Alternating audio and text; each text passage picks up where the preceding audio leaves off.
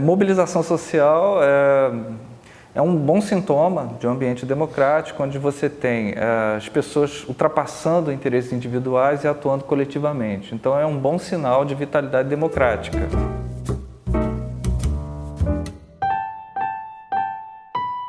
Um direito básico de cidadania, é alguma coisa que sinaliza que uma sociedade está efervescente, que a sociedade está nutrindo uma certa vitalidade, um ambiente propício para que isso aconteça, né?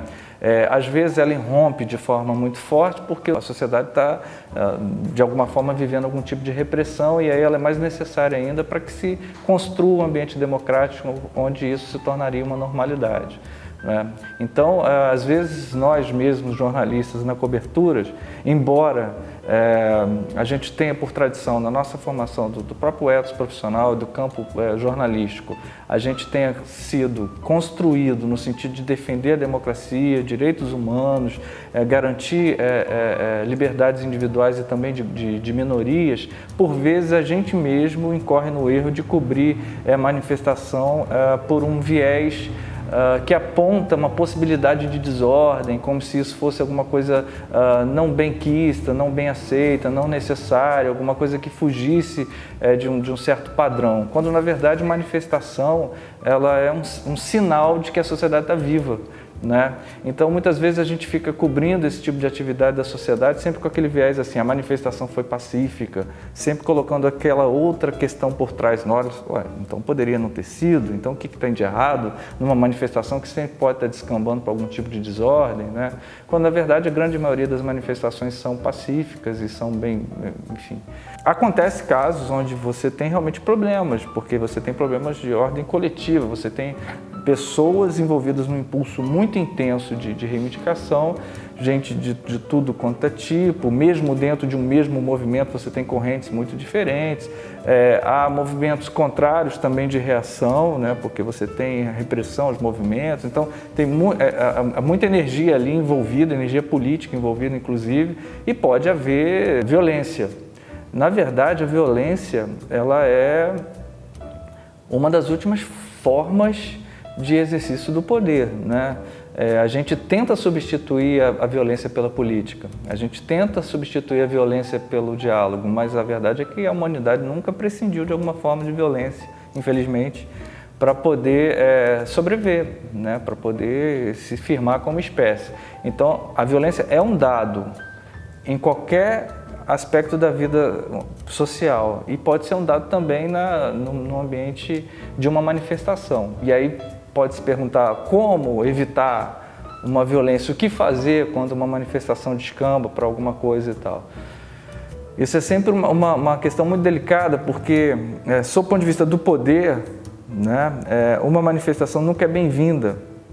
Agora, mesmo nas democracias conservadoras, mais de viés liberal, né? A gente não está nem falando de experiências mais anárquicas ou mais libertárias, né? Mais amplas em termos de participação. A gente está falando do que a gente tem um pouco mais arrumado e em funcionamento aqui ou acolá em termos de democracia liberal.